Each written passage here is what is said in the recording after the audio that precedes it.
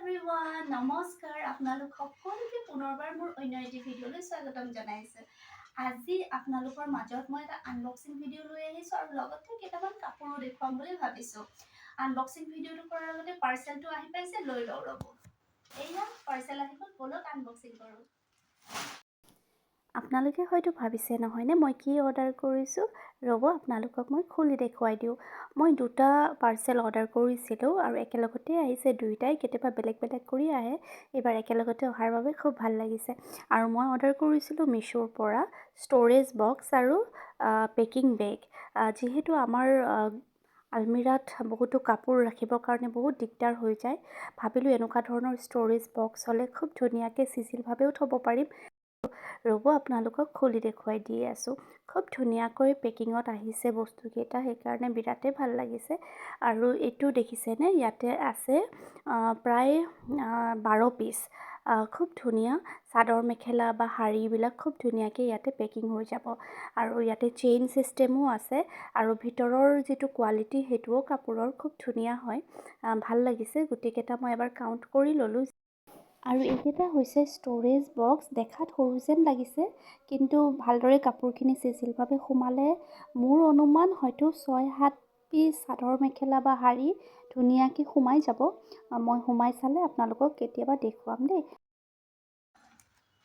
আপোনালোকে নিশ্চয়কৈ ভাবিছে নহয়নে মই ইমানবিলাক ষ্ট'ৰেজ বক্স আৰু পেকিং বেগ কিয় অৰ্ডাৰ কৰিছোঁ। যিসকলে মোক আগৰ ভিডিঅ'ত লগ পাইছে তেওঁলোকে গমেই পায় মই সৰুকৈ এটা স্মল ব্যৱসায় আৰম্ভ কৰিছোঁ মোৰ নিজৰ ক্ৰিয়েশ্যনৰ, যাৰ নাম হৈছে ডি স্কাই ক্ৰিয়েশ্যন আৰু ডি স্কাই কালেকশ্যন, য'ত মই কালেকশ্যন কৰা কেইটামান কাপোৰ আপোনালোকৰ মাজলৈ লৈ আহিছোঁ। তাৰে মাজতে কেইটামান ষ্টক আছে, আপোনালোকক দেখুৱাই দিওঁ বুলি ভাবিছোঁ। ব'লক তেনেহ'লে আৰম্ভ কৰোঁ। মোৰ আগৰ ভিডিঅ'ত যিসকলে দেখা পাইছে মই মিচিং যোৰা কেঁচাপাত কটনৰ কেইটামান দেখুৱাইছিলোঁ, তাৰে অকল এই পিচটোৱে এভেইলেবল হৈ আছে, বাকী দুটা চেল হৈ গ'ল। গতিকে এই পিচটো বৰ্তমান আছে ধুনীয়া এটা কালাৰত। যদি আপোনালোকে বিচাৰে তেনেহ'লে মোৰ লগত যোগাযোগ কৰিব পাৰে। কেঁচাপাত কটনৰ মিচিং ডিজাইনৰ খুব ধুনীয়া কালেকশ্যন আৰু ইয়াৰ কাপোৰৰ কোৱালিটি খুব ধুনীয়া। ইয়াতে ব্লাউজৰ পিচ আৰু চাদৰৰ পট্টি এভেইলেবল আছে। কালাৰটো খুব ধুনীয়া লাগিছে নহয়নে।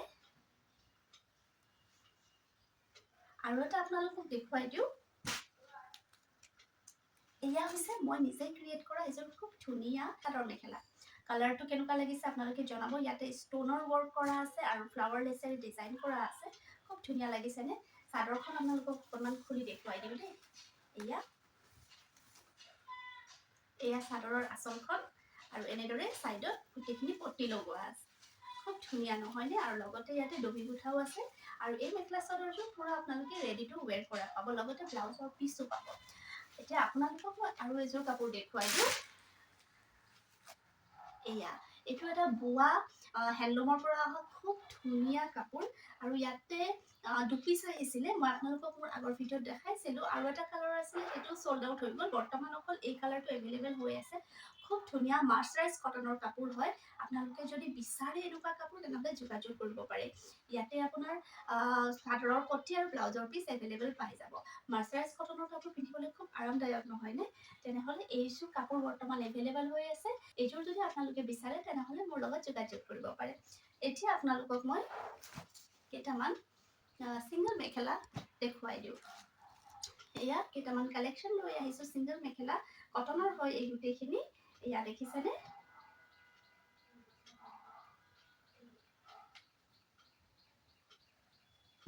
ইয়াতে 4টা পিচ এভেইলেবল হৈ আছে বৰ্তমান। আৰু এইকেইটা যদি আপোনালোকক লাগে আপোনালোকে মোৰ লগত যোগাযোগ কৰিব পাৰে। যিহেতুকে বিহু আহি আছে নহয়নে, আমি গিফ্ট হিচাপতো এনেদৰে ছিংগল মেখেলা কাৰোবাক গিফ্ট হিচাপেও দিব পাৰোঁ। আৰু আপোনালোকক কেইটামান মই চাদৰ দেখুৱাই দিওঁ। ছিংগল চাদৰ, জাৰি দিয়া চাদৰ। এই দুযোৰ চাদৰ বৰ্তমান কালেকশ্যনত আহিছে। কালাৰ দুটা কালাৰে এভেইলেবল আছে বৰ্তমান, বাকীবিলাক চল্ড আউট হৈ গ'ল। এই দুটা কালাৰৰ ভিতৰত যদি আপোনাৰ পচন্দৰ হৈছে তেনেহ'লে মোৰ লগত অৰ্ডাৰ কৰিব পাৰে। আৰু এটা বান্ডেল আপোনালোকক দেখুৱাই দিওঁ। এইকেইটা কেনেকুৱা লাগিছে কালাৰ আপোনালোকে এইফালেদি চাই ল'ব, মই খুলি নেদেখুৱাওঁ। খুব ধুনীয়া আৰু এফৰ্ডেবল প্ৰাইচত পুৰা বান্ডেলত আহিছে। যদি আপোনালোকে এনেকুৱা ধৰণৰ চাদৰ বিচাৰি আছে তেনেহ'লে মোৰ লগত যোগাযোগ কৰিব পাৰে। তেনেহ'লে আজি এই ভিডিঅ'ৰ পৰা মই দীপাঞ্জলি বিদায় লৈছোঁ আৰু এই ষ্ট'ৰেজ বক্সবিলাকত মই এতিয়া এই কাপোৰবিলাক সোমাই ৰেডি কৰিম কাৰণ কিয় য'তে ত'তে বস্তুবিলাক থৈ থাকে চিজিল কৰি থ'লে ভাল লাগে নহয়নে আৰু কোনোবাই অৰ্ডাৰ কৰিলে খুব ধুনীয়াকৈ ইয়াতে পেকিং কৰি দিবৰ কাৰণে এনেকুৱা পেকিং বেগ অৰ্ডাৰ কৰিছোঁ চ' আজিৰ ভিডিঅ'টো চাই কেনেকুৱা পালে জনাব নেক্সট ভিডিঅ'ত আকৌ লগ পাম